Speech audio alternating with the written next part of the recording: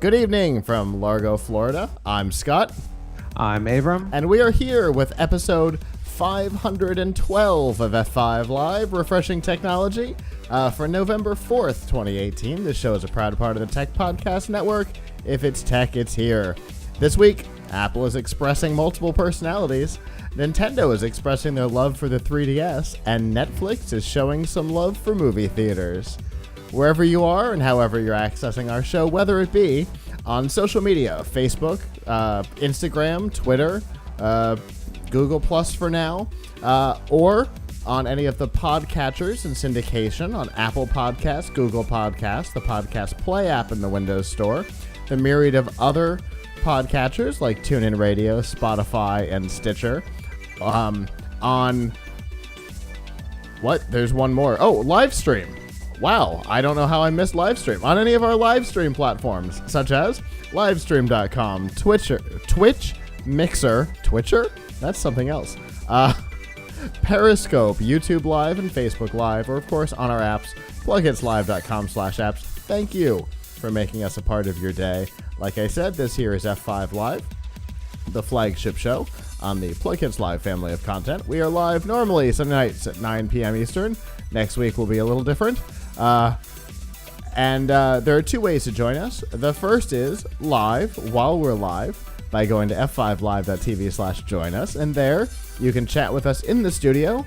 Tonight, it looks like the best way to do that will be on Mixer, Twitch, or on YouTube. What we like is Avram and I like to hear what you have to say about the topics as we talk about them. So please give us your feedback. We always appreciate it. If you can't join us live, that's okay. You can always subscribe at PLUGHITZlive.com/subscribe.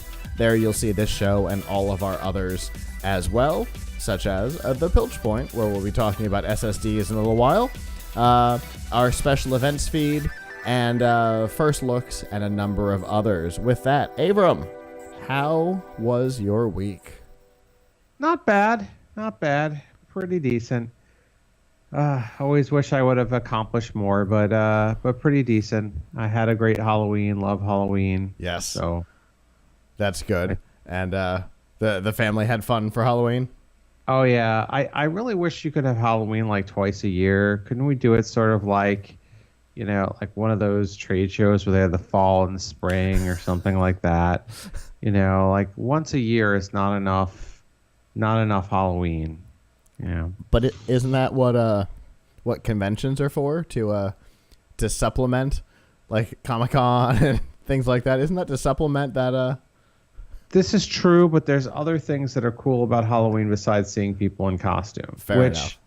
Which, to be fair, the Halloween costumes that kids wear are not as good as like that families wear when they're going trick-or-treating are not at the level that you'll see if you go to a geeky convention. I mean, that's true. Every now you will see some people who've gone all out, but honestly, in my neighborhood, most people have store-bought stuff. That's good. But it's we appreciate. But it's the excitement. It's the excitement of the kids getting to dress up. Yeah, exactly. Yeah. So you don't get that at the show. So Sure. you don't get that you don't get that. Yeah. But so if it's costumes you're after, yes, there are other places to get that and better. But like, for my family, it's something that, like we all enjoy. And it's probably one of the only times of the year, sad to say, that we go out into our neighborhood and like meet neighbors and things like that, because people, people are doing trick or treat, that we wouldn't, normally be going by all these houses talking to people. So it's so in that respect, it's a community thing like no other. Yeah, anyway. For sure. Because that's kind of a thing that's fallen out of the culture, is like just going over and hanging out with the neighbors. Yeah, I mean, to be fair, we're not hanging out a lot either, but even on Halloween. But it's like we go by. There's a street near my house where they like my street isn't as big on it, but there's a street near my house where it's like people come from all over town to go to the street for trick-or-treating. It's got like a reputation. Okay. And the police come and like close it off and stuff, so that like, because it just gets overcrowded with kids and families or whatever. Wow. And there are people on that block who do really awesome like some of the people on the block are like, oh man, I just moved here. I don't want to participate in this. But there are other people who like really go all out with their displays. Okay. Like we had one family that had their whole yard was like a creepy Wizard of Oz theme. Huh. So like they had a giant animatronic witch, and they had like looked like stuff was blown over by a tornado, and all the members of the family dressed up as different characters from the movie. Okay. Like the grandpa was sitting there looking like the Munchkin mayor or whatever, and like wow, one of the guys. So it was like I appreciate when people go all out like for that. sure. That's crazy. Well, I didn't even get a single knock on my door. Yeah, it's that's year 2 for me. It depends where you live. Like where my parents live now, nobody ever comes. Makes me sad because I like the costumes. Yeah. Oh well. Speaking of costumes, next weekend is Anime EY in Fort Lauderdale. So if you're in Florida and you want to come join us, you definitely should. And the 3000 Brigade will be doing the newest show at EY, and we'll be hosting a number of panels. I will also be hosting at least one that I know of for sure, and we will be doing a new episode. From what I understand, we'll be doing a new episode of the Detective Toad radio play, which is always fun to do. So you'll be hearing that in the near future. And to subscribe to that, you can go to 3000brigade.com/podcast and subscribe over there. And the first couple have been really funny. I can't imagine that this is going to be any different. So that's if you can't join us. But if you can, definitely come. Anime EY is always a lot of fun. But what that means is that next week the show will be from EY, which means it'll be a 3000 Brigade show and not a regular F5 Live. So figured we'd warn people up front, don't expect a normal show next week. Anyway, with that, let's get to some news, Avram. Yes.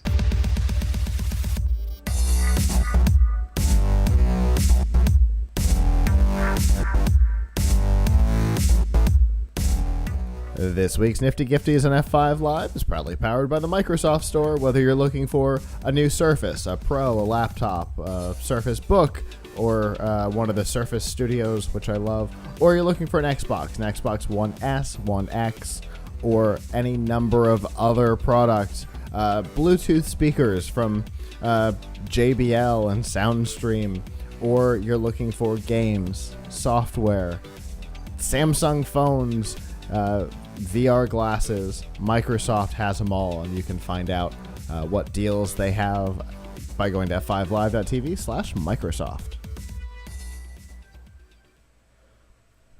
Speaking of Microsoft, let's talk about Apple. That transition never doesn't make me giggle. So obviously this week was what is becoming one of several Apple days throughout the year. We used to kind of have one Apple day, and now we get 3 or 4. This particular one was mostly surrounding computers and tablets. We're going to go ahead and just kind of skip over the computers and talk specifically about the update to the iPad Pro, because Apple did something that everybody hoped they would do and nobody thought that they would do.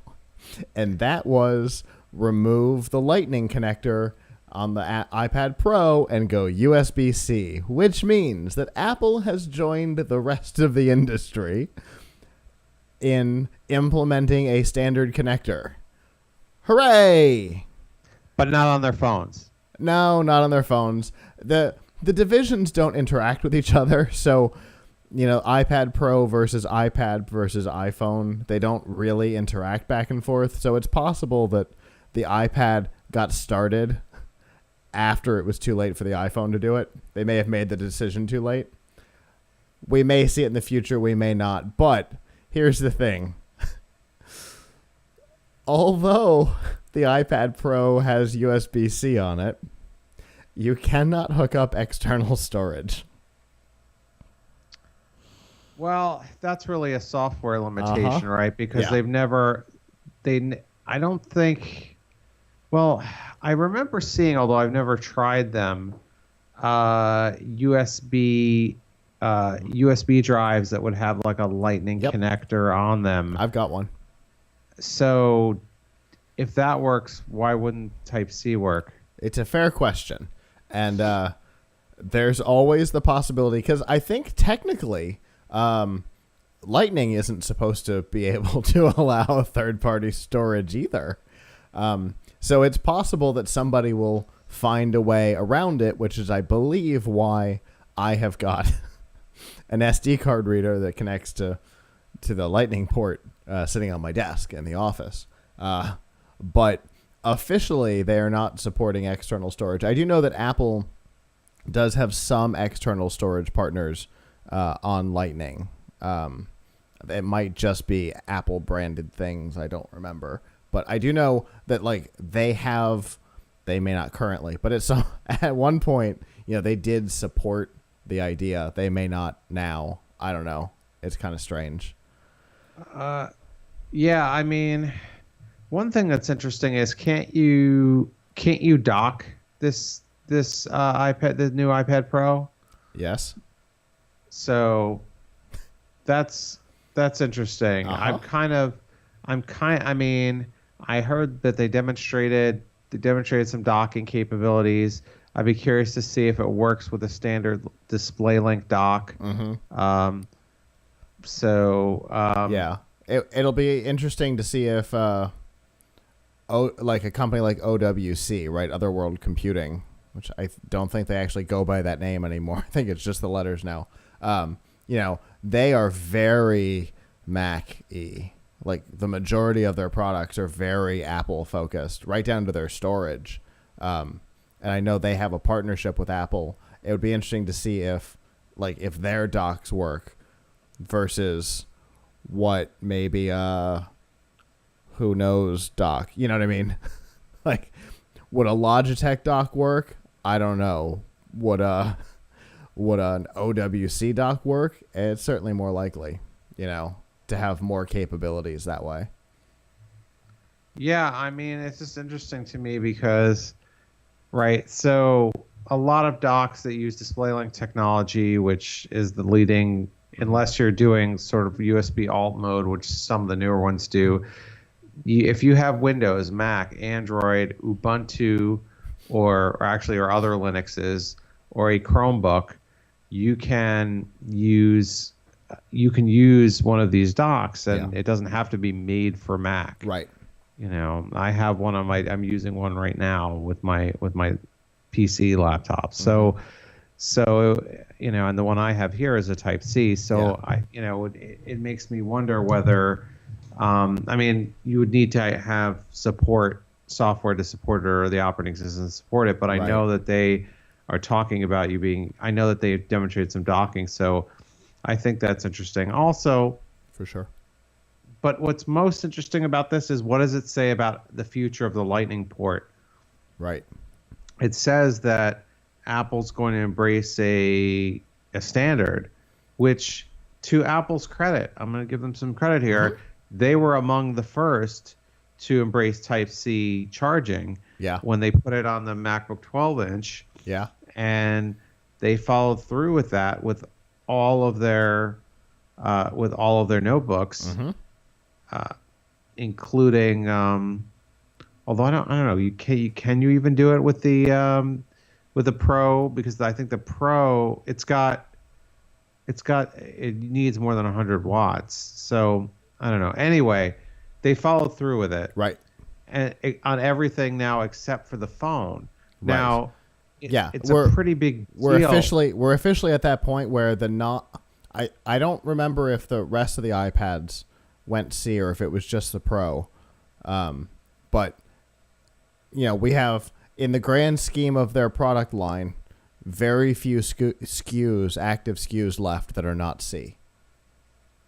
Yeah. So but with the phone, it would be a really big deal, not only because they would be, giving up on their, which obviously if they think Lightning is good enough, USB-C is good enough for the Pro, then they probably think it's good enough for the phone. But Right. But then again, the carnage for people who've bought all these docks and accessories that are Lightning. Well, I mean, we remember when they went from the 32 to the Lightning. That was a loud transition. I mean, just go to a hotel and you see they have all these, when I go to hotels in the last couple of years, they'll have these like bedside clock docks, and they're always Lightning. As an Android user, I ignore them. Sure. But I'm always thinking, like, they invested in this technology that won't be forever. Because Apple has shown in the past that they are willing to take an active, successful product line and change its connector. The iPod went from FireWire to the 32. The phone and iPad started at the 32 and went to Lightning, and the MacBooks have gone from the Mag Connect to C for charging. So they have shown they will throw out the past. Well, listen. So, like you said, you look in the hotel and you go, this won't last. Now, I give them credit. Microsoft was unwilling to do the same thing. Microsoft did not switch to Type-C on their new Surface Pro 6. Yep. And they did not switch to Type-C on their new Surface laptop. So preferring instead to go with to stick with their proprietary connector. Yep. So now Apple is in fairness over there, I know that the Surface Book would be a challenge for them to change because the same connector that's on the side is the one that connects the screen to the computer. So that would give you two different chargers. But yeah, on the Pro and the laptop, it should have been transitioned for sure. But wait, the Surface Book does have Type-C on it. Does it charge on C though? I'm not sure. I don't know that it can. Almost certainly not the 15-inch one. Okay. I don't know the 13-inch one. Maybe it doesn't. I know that the Surface Go has it. Will charge over Type-C. Over C? Okay. Yeah, the Go will, but it's not the default. But you can do it. That might also be the case with the Surface Book. They might offer both charging, because the screen charges through the same port that the laptop charges on. So that way you can charge the screen solo. And I know that because there's one in front of me. And I only discovered that you could charge the screen solo way too recently. It's a little embarrassing, to be honest. Kept thinking, wouldn't it be great if I could charge this by itself? Oh, damn, that's the same connector down there. Oh. Anyway, so yeah, it's an interesting development. Like you said, Apple, joined USB-C pretty early on with their laptops. We've seen at least one of their tablets go that way. We might see, the next generation of other devices, or maybe 2 generations. They might test it out on the Pro for a little while, but we might actually see Lightning get retired, which, there's not a whole lot that would be lost. There's the annoyance that, those plugs stop working, right? But, the things that Lightning can do, digital direct audio, well, that's nothing special. Android and Windows Phone had that for years. Apple has embraced it hard by removing the headphone jack, but there's nothing particularly special there. You can do that over C as well. So, there's not a whole lot to be lost there, except, the annoyance of people with lots of accessories. My guess is there will be adapters, though. There were last time.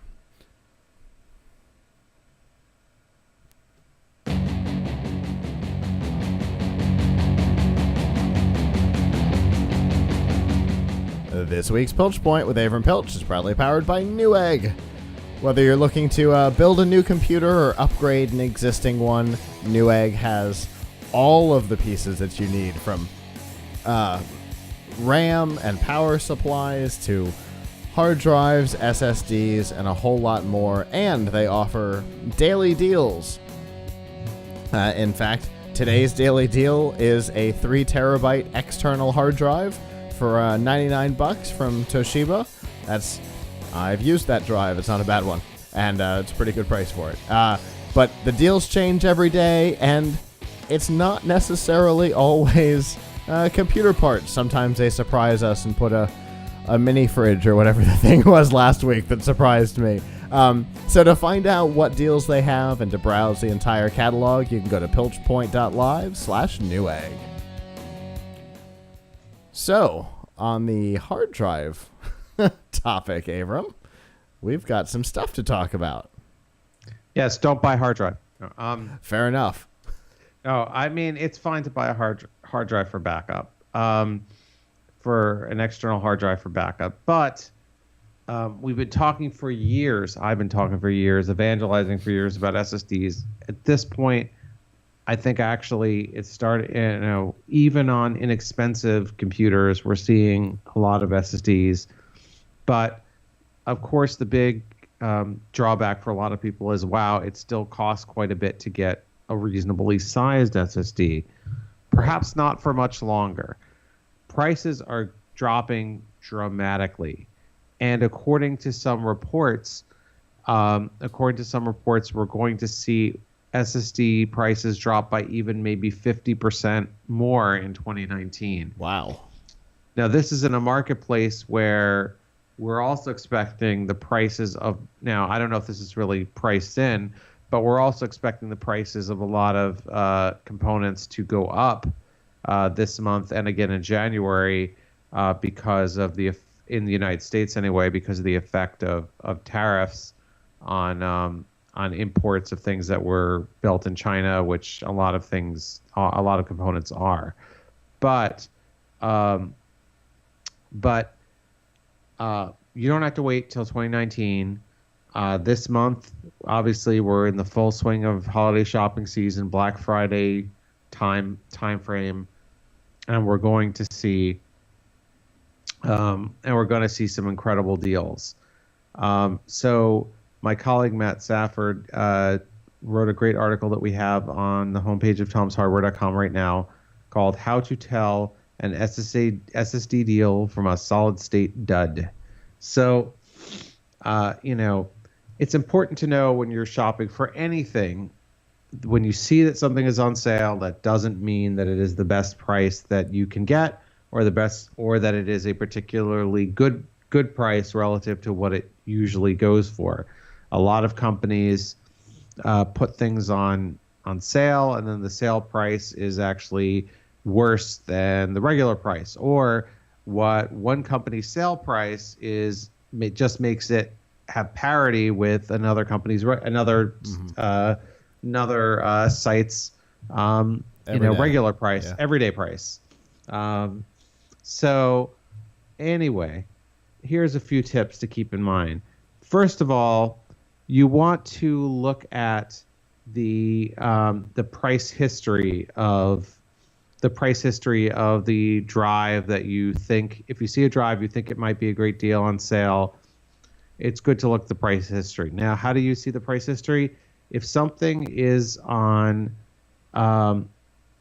there are a number of price trackers that are out there. A really good one is Camel. Now, camel.com tracks the price on Amazon. They don't track the price everywhere, but if you can see what the lowest price on Amazon ever was, even if your deal is on another site, you know whether you're getting a particularly good deal. Also, PC Part Picker has a pretty impressive price tracker that cuts across a few different retailers. The other thing is that we really recommend that you get name brand SSDs. Now, one person's name brand maybe isn't another person's name brand, but looking at my colleagues and I spent some time hanging out in Amazon and Newegg looking at like what the cheapest drives are right now. And there's some very bizarre brand names that the drives might be fine, but if you haven't heard of this company and they're not well known, what if you have a problem and they may not exactly be a big company to get good service from? So like here's a few brand names, and let's see, Scott, have you heard of Dogfish? Sadly, yes. Nemec? No. Shark? No, but it sounds like it would be a fast drive. Yeah, right, because wasn't there a Seagate Shark or something? But this is just Shark. There was the Barracuda. Oh, Barracuda. I'm sorry. I'm getting my deadly fish storage mixed up. Not to be confused with the Raptor. Anyway, so the price difference, if you see look, maybe Dogfish is great, but I personally would not get one because the price difference between getting a Dogfish and let's say getting a SanDisk or a Samsung drive or another reputable brand like Crucial or Micron or one of those is probably not much. There are a lot of brands out there that we've heard of that are pretty decent. I mean, it's not just Samsung and Intel and SanDisk and Crucial, but right, because OCZ is a brand name that the average consumer may not recognize, but a PC loyalist knows that they make some of the best fast RAM on the market, so they already know about solid state memory. So there are some names that you may not recognize but are big names. Yeah, exactly. There's a lot of different brands out there. AData, Kingston, Patriot, Gigabyte has SSDs now.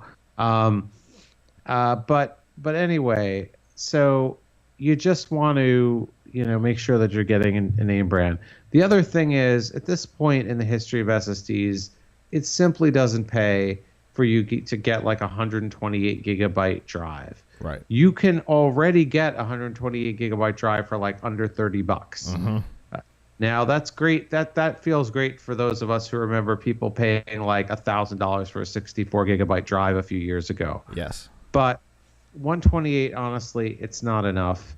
256, frankly, you can live with it, but given the prices that these things are getting to now, you should probably get at least a 500 gig drive. I mean, right now, without big sales, you can get a 500 gig, very name brand drive for $85 or $80. We think that by the Black Friday week, you may see drives from major manufacturers like Samsung down there at like $75 or $70 for the 512. But what will really be exciting for people, because a lot of people already have these capacities, is can you step up to 1 terabyte or 2 terabytes? And I think you may very well see a 1 terabyte drive for $100 this Black Friday season. I mean, you can't right now. I think that the lowest is like 125 or 150, but that's something I wouldn't be surprised to see. Finally, and this is really important, maybe this should be number one, is know which type of SSD you need. If you have a pre-built laptop or a pre-built desktop, and you don't know what type of SSD you need. Now, by type, I mean there's basically 3 types of connection for an SSD. There is a 2.5-inch SSD, which is the same size as a regular hard drive that it may have replaced. And a lot of laptops have those. But anything that's a little newer uses the M2 size, which is basically a stick, that looks a lot like a stick of RAM. And that's a completely different slot. And then if you have a desktop, you can get an add-in card that goes into one of your PCIe slots. But primarily the one, you'll be choosing between an M2 and a 2.5 inch, particularly if you have a pre-built computer. So the way to find out is obviously reading your service manual would help. Another way to find out is if you go to crucial.com, they have a memory picker there that will tell you exactly what it has, like every single computer on there, even brand spanking new ones, and you can see exactly what it has and whether it's replaceable or not. So that's a good way to know whether you need an M2 or a 2.5 inch. And then finally, if you have an M2 slot, there's a good chance that your computer supports an NVMe drive. NVMe, amongst M2 size, there's NVMe and then there's regular SATA. Most of the time, if you have an M2 slot, it will support NVMe. Why do you want NVMe? It's 3 times as fast. That's why. So if you can, the best type of drive to get, if you have an M2 slot, or if you have a choice of M2 or 2.5, is to get an M2 and NVMe. Or if you've got lots of money and you've got a desktop, you can get an add-in card such as the Intel Optane SSD 905P, which is the fastest SSD on the market. But the key thing is know what you need, buy name brand stuff, and keep track of the price history.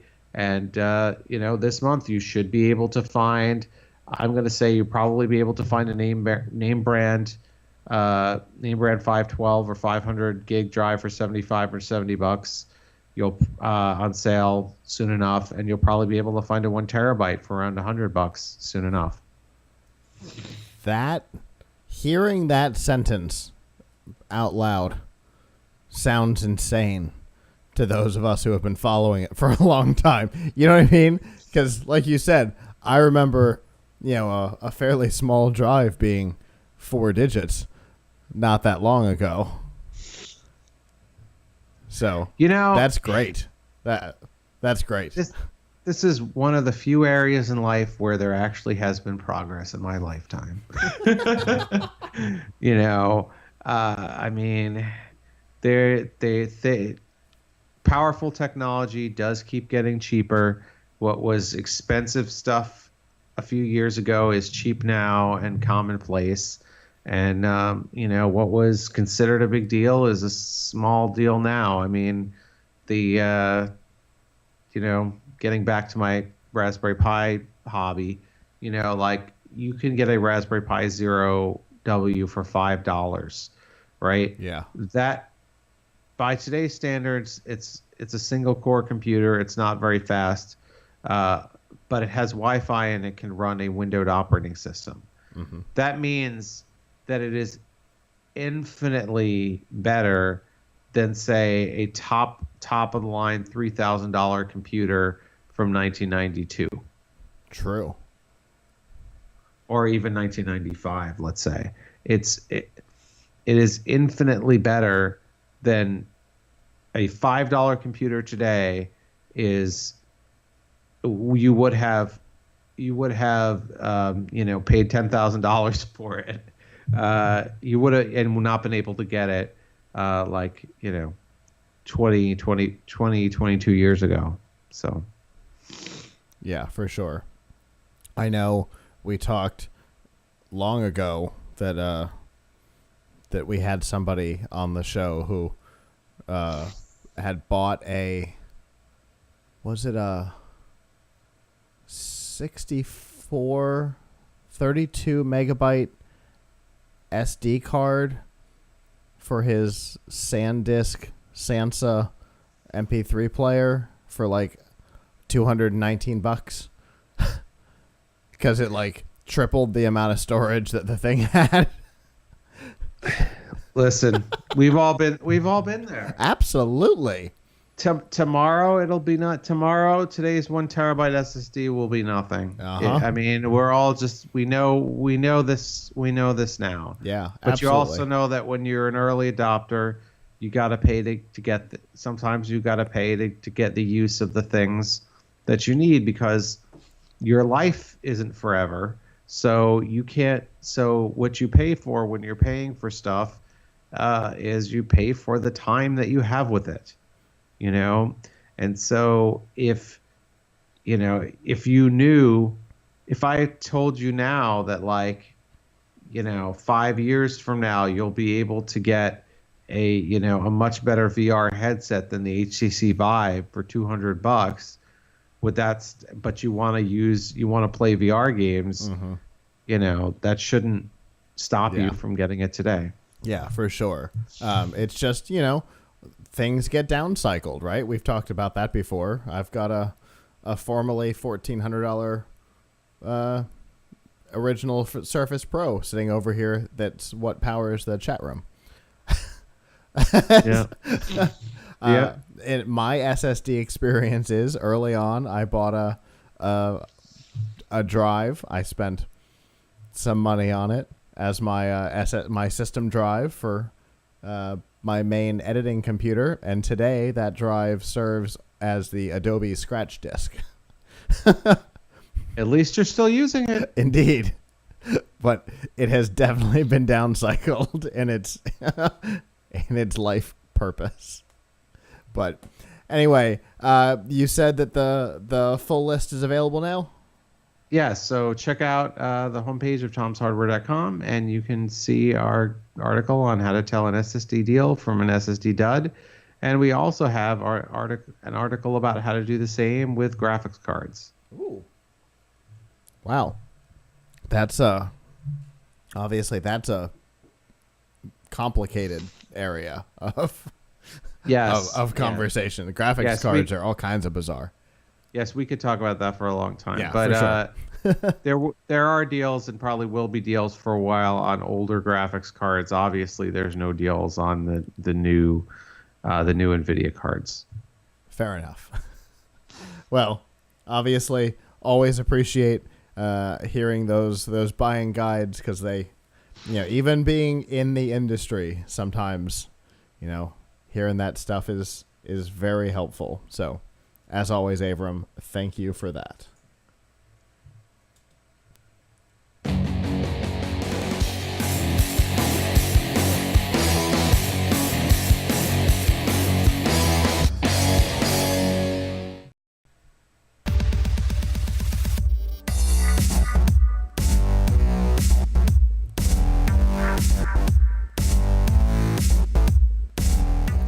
This week's Extra Life on F5 Live is proudly powered by Razer. All the accessories you need to up your game, whether it be on PC or on console. Whether you're looking for a new mouse, like the Razer Mamba Tournament Edition, which is currently on sale for $27 off, which is a crazy good deal. Or you're looking for a new keyboard, the Razer Huntsman, for example. Or you're looking for headsets, the Kraken headsets. There are deals on many of these products, and you can find out all of the deals, including today's daily deal, by going to f5live.tv/Razer. We are going to use the Huntsman in our ultimate RGB build that we are working on this month at Tom's Hardware.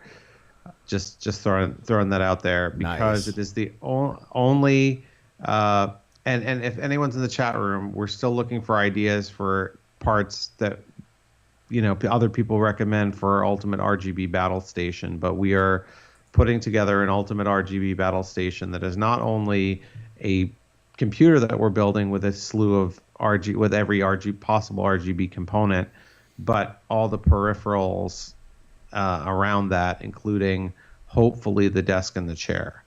Awesome. So I see we have some action in the chat room. So if you have ideas for parts that fit the RGB ultimate build, let us know what those parts are, things that you recommend to build this PC.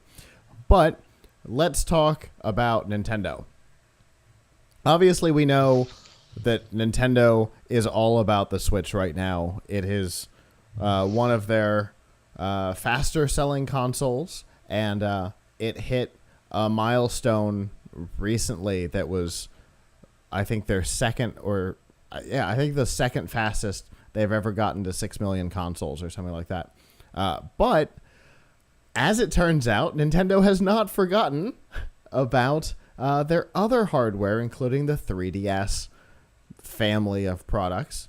On their earnings call for this quarter, they said that they sold a ridiculous number of 3DS systems, a million units in this quarter alone of the 3DS family, which is second only to the,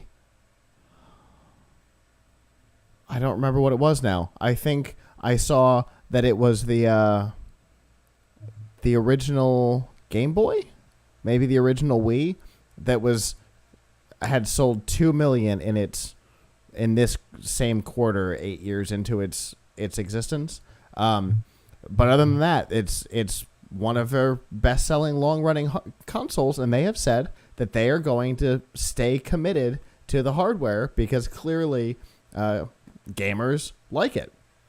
And it's hard to argue with that. The 2DS currently sells for 50% of what the Switch does, which makes it a really great, affordable way to get into, Nintendo portable hardware. And there are whole game franchises that are still available on the 3DS that are still not available to the Switch. They're trying to rectify Pokemon. It's coming soon, but there's still no Pokemon on the Switch. And so if you want portability and not Go, then the 3DS is the way to go. What do you think, Avram? 8 years into this hardware, and they're still selling a million units a quarter. Then I guess they should keep doing it. It's obviously there's a desire for small handheld game systems. People want them. I know people who still play it. Mm-hmm. So Nintendo is a company that defies the rule that new technology or having the best technology wins. Nintendo wins based on their IP. Yeah. Based on the user experience, based on people's immersion in the Mario, Zelda, world. So Mario, Zelda, Pokemon triad. That's yeah. Right. So they win because of that. Yeah. And so people want that experience. They don't necessarily need to have the latest technology to do it. Look, it's amazing to me how my son can get excited about games that are really, really old. Uh-huh. Even when he's seen new ones. Right. Like, even when he's seen newer games, like, man, for example, he loves old arcade games. Like, if I were him, I would probably be like, what the heck? I can go on a PlayStation and play something with like really good graphics, and you're showing me Dig Dug and Galaga, but he likes them. He likes them a lot. So I guess the quality of a good game, you just can't, it beats sometimes beats having the latest the best graphics. For sure. For me, my favorite Final Fantasies are the older ones when they focused on story and not on graphics, because they didn't have an ability to focus on graphics. It wasn't what made a game. They had to focus on story. So I personally prefer the significantly older Final Fantasies to the more modern ones. I think a good game with a good feel to it can be long standing. And I think Nintendo is proving that, both with this and with their slew of retro consoles that they've been putting out, the minis. You know, the idea that people went out and spent that much money on on essentially an NES that couldn't play external cartridges. I mean, I understand most people don't have 4 of them in working order like I do, but that, you know, the idea that so many people were excited to play really old games. Nintendo understands people better than anybody, I think. Yeah. But I'm glad, as somebody who keeps a 3DS charged in his office, I am glad that they're going to stay committed to it. So thank you, Nintendo.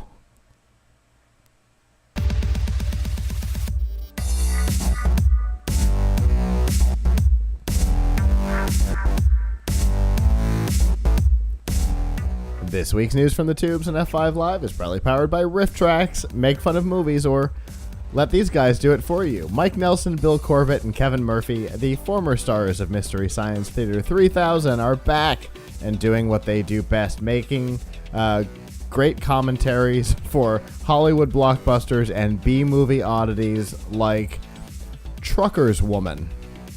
Couldn't even begin to guess what that one could be about. The way it usually works is for a couple of dollars, you download the MP3, play it along with your DVD, Netflix, Amazon, or wherever Trucker's Woman could possibly exist, and laugh. They also do short films, industry films, like How Important Springs Are, and also those educational films you saw in school. They make fun of those as well. And to find out the short films and the feature films that are available, you can go to f5live.tv/rifftracks with an X. All right, so this is an interesting topic for a number of reasons.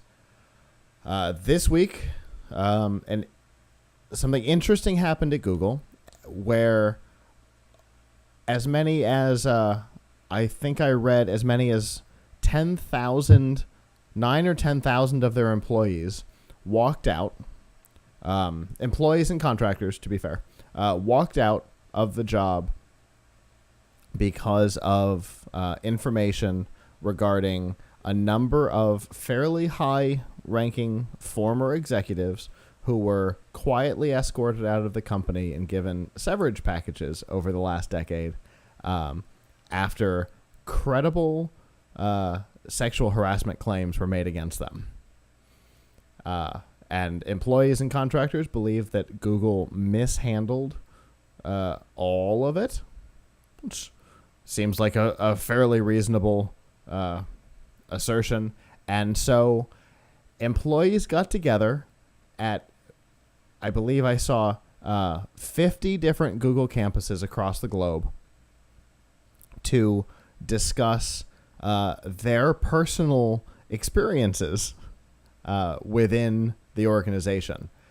Now, why is this important? Well, because this is coming out of a Silicon Valley company who has always preached very progressive, open, loving policies and has apparently never lived up to them, at least on this particular topic, which made the employees feel disconnected from the reality they thought they were in. And it has caused other organizations within the tech world to examine their own behavior, which I think is really the big part of this topic. What do you think, Avram? I know we know of one particular company who has a very interesting corporate culture. They're like the party animals at CES. But, you know, it's kind of something that has kind of long been known to be part of the tech world, is this weird dichotomy, right?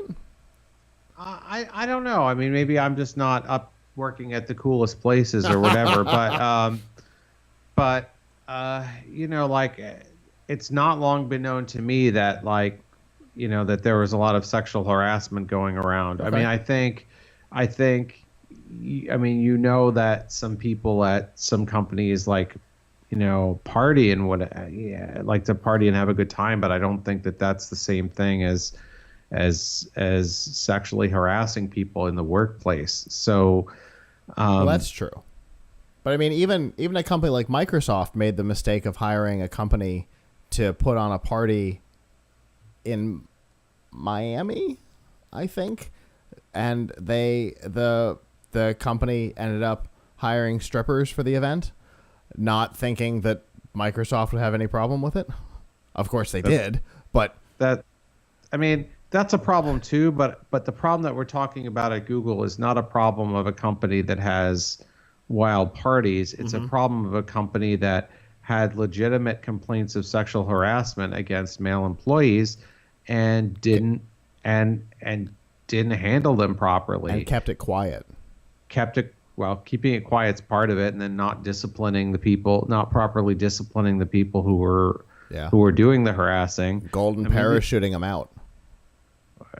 If they left at all. So like it's I think now I give a lot of credit to the Google employees for staging this walkout, because like that's going to get attention to this cause, and it's an important cause. Like, we don't want to work in an environment where people don't feel comfortable going to work, right? That they feel like in order to get ahead in their job they have to give into this. Like that's not okay. Right. And by the way, it's not good business either. You want the top people to feel comfortable in your company. Yeah. You don't want to create a boys club where you can't recruit and keep and have thriving all employees of all genders and backgrounds. And so like it's not cool now, because the more diverse a workforce is, particularly in thought, and obviously diversity of thought comes with diversity of background. Different life experiences create different thought processes, and so a wider diversity of thought makes for a better, especially engineering firm like Google. And being uncomfortable in your job certainly doesn't make an organization of creative people more creative. No, it doesn't. So, and feeling like you work in an organization where there's an internal focus on sex and sexual behavior of any sort makes people uncomfortable. Look at there was a CEO a number of years ago fired from a big manufacturer for essentially having a hooker on the payroll that people around him did not feel comfortable. No kidding. Yeah, no joke. So, I mean, but there's something right with Google's culture where when you have 20,000 people participating in the walkout. Yeah, for sure. Because that means that, those people want change in the company. I don't think that the company can turn a blind eye to it. Anymore, because now they're being watched not only by the media but by their own employees. And hey, at least they have a culture where these employees felt comfortable walking out to make their point. I mean, did you read about, was it this week or last week, about the culture inside of Netflix? Now, I didn't see any accusations of sexual harassment at Netflix. Maybe there is, maybe there. I didn't see any allegations of that.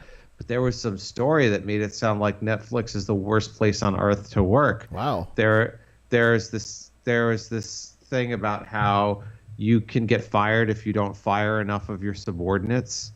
Like firing people is a sign of like strength there. You want to be seen as getting rid of people.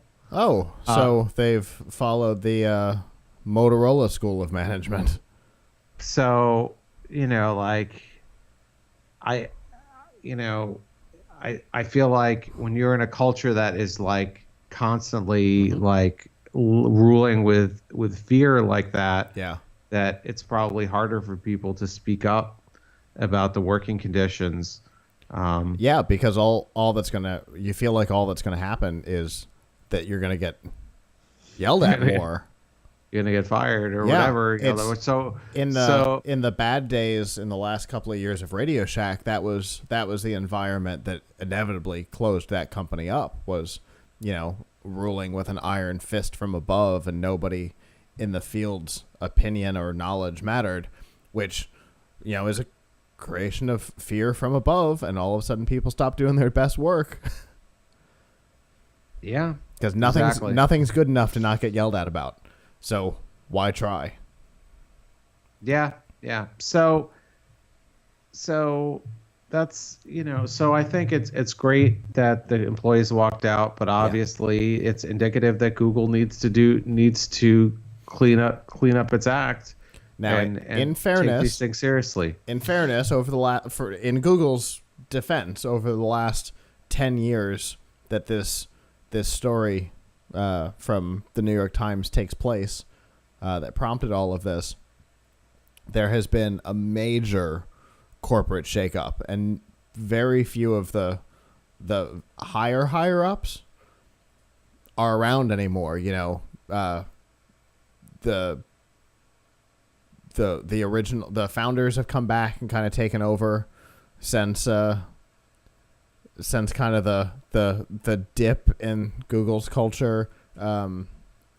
Schmidt has been replaced by what's his name? Pichai? Sundar Pichai. Schmidt was replaced by Pichai at Google. So, there's been some shakeups. It's possible that, there's been some correction just in the management shakeups, but it is important for the uppers to know that the employees are unhappy with at least a particular aspect of the environment. We've seen this kind of thing, not this extent, but we've seen, employees respond to this kind of stuff before, either, sexual misbehavior or just general corporate misbehavior. Uber fired their CEO. We had HP fire a CEO. We've seen stuff like this, but never this extent. And I think it's a good thing for Silicon Valley in general. Yeah, absolutely. Yeah, absolutely. If you know that the Google employees, wherever you are, if you know that the Google employees, have your back in the fight, it might make employees at other companies start to feel comfortable enough to bring these topics up. So, congratulations to the Google employees for shining a light on something that needed a light shone on it.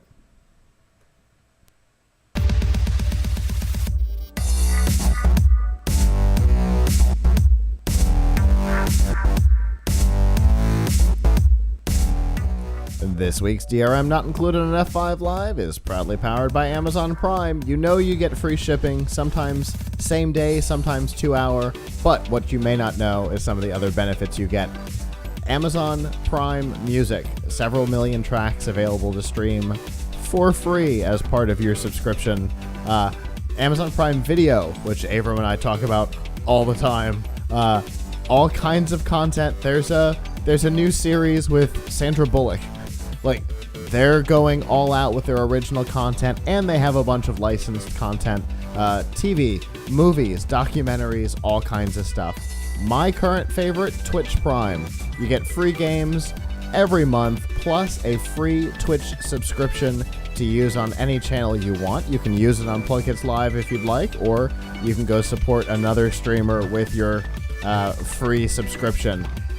And we have right now, if you're not already a Amazon subscriber, we have a free 30-day trial for you to find out whether or not it's for you and to experience all of these services.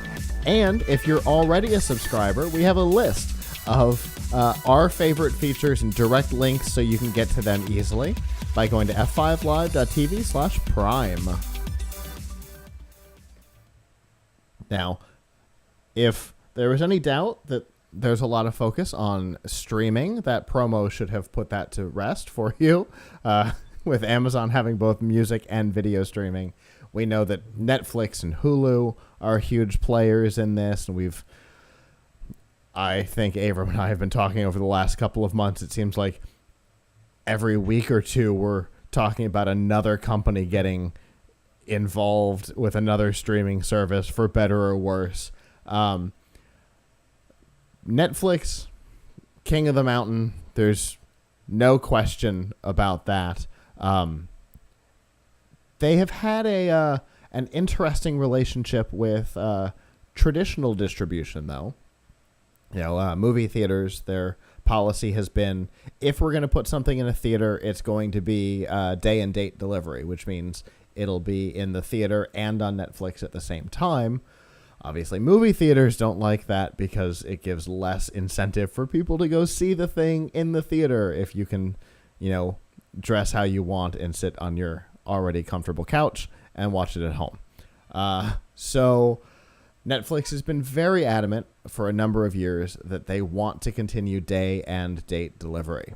Well, this week things have changed. In fact, Netflix has announced that they will have 3 films that will come to theaters, exclusively to theaters, before streaming for a varying length of time. This is a response, I think, to the fact that the Cannes Film Festival has barred them from presenting anything, specifically because of their theater day and date release policy. And, there's been a number of Hollywood big shots that have called for the Oscars to ban them as well over the practice, which is a little bizarre, but whatevs. But they do have 3 films, Cannes style, like film festival type films, that are going to come to theaters for varying lengths of time before they come to streaming, which I think is an interesting move. It's an attempt to get them to try to win an Oscar or try to get, nominated, because there's some debate about whether or not they should be considered, yes, movies or TV movies. Yeah. How do they classify? So, although this just kind of shows the strangeness of the whole Academy Award system and what's a movie and what's a show, and isn't it kind of in the eye of the beholder? I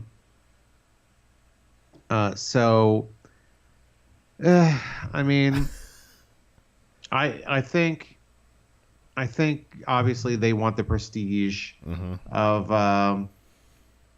the chance to win an award. I wouldn't pay to go see a Netflix movie in the theater, right? But I'm totally with you, especially these kind of film festy Oscar bait type things. You know what I mean? That are more about producing an artistic thing than necessarily an engaging. You know what I mean? Yeah, I mean, look, I'm obviously a slob, but look, that was unexpected, Avram. My wife and I, it's hard to go to the movies are expensive. I mean, especially here in the New York area, you could pay $13 to $15 to see a 2D movie, right? So, and then for us, we usually have to get a babysitter. So it's a big deal to go to the movies. So I'm not going to go see a movie in the theater that would not benefit from being on the big screen. So if people are just going to have some nice conversations, I can see that on TV. If there's going to be a lot of explosions, and outer space or superheroes or decapitations, then we'll pay to see that on the big screen. But like people having a chit chat about their feelings, like I could see that in real life any day. So like I'm not going to pay to see that. So these movies, they're coming out. They're coming, they're going to come out in like the maximum of, I think, the maximum window of exclusivity to the theater is 9 weeks, and I don't know if they're all getting that 9 weeks. No. So if you already have Netflix, as so many of us do, and you actually wanted to see any of these movies, I think you could wait the extra few weeks, knowing that you're going to be able to see this without spending any more money. So, I mean, look, I guess there's people who have money to throw around. They're probably the same people who pay to go to the theater to like, what do they sometimes have like simulcasts of stuff that you can pay. Yeah. That's like, stuff that you could see elsewhere, but hey, I'm going to go watch in the movie theater and pay more. Right. And like, I mean, look. Obviously, there are some of those things that are interesting. The riff tracks live, yes. the things from Broadway, musical performances from other continents, that things like that you can't see another way are interesting. But yeah, there's a lot of those simulcast things where you're like, what? Why? Right. I mean, the movie theaters obviously want to make money. Good for them. Mm-hmm. I actually think they're being nice to Netflix because they're not going to make any money off of this. Yeah, I totally agree. And to your point on exclusive windows, Ballad of Buster Scruggs is coming to Netflix November 16th, and they only announced that it was going to be in theaters on Halloween. So definitely not a very long period of time that it will be in theaters. Yeah, it sounds like it's going to make no money. So yeah. I actually feel some small tinge of pity for the movie theater companies for even taking this on, because they're not going to make anything from it. Yeah, I mean, obviously, from what I can tell, this Roma film, which is like the primary one they're talking about, from what I can tell, it's going to like art house theaters. So it's not going to the big bucks.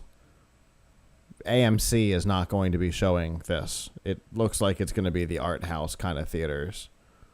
So yeah, they might make money. That's kind of their whole business, is this weirdness.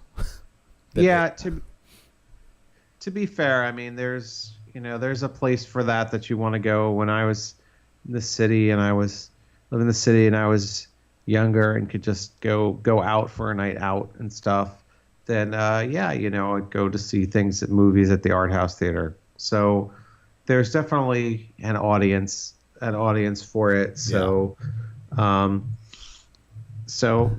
people will probably go see it, but ultimately for consumers, this matters not at all. Yeah. Because how much do you really care whether Netflix's movies win an Oscar or not?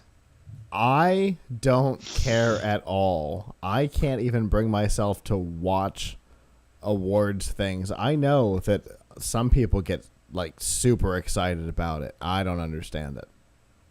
Never have. It's a rarity when a movie that's actually worth watching wins. Yeah. Totally agree. I will say it seems like it requires a movie that's not worth watching to even be nominated. Go ahead.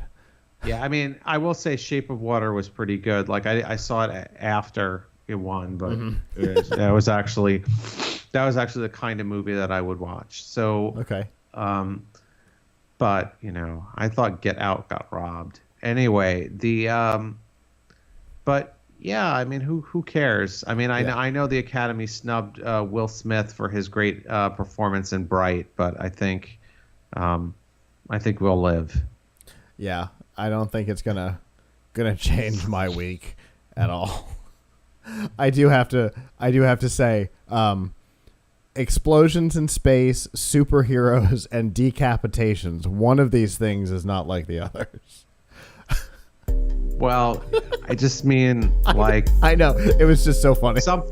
something I wouldn't see in real life, because my real life's not that interesting. Boy, I'm glad to hear that. That is our show. Thank you to those of you who joined us live.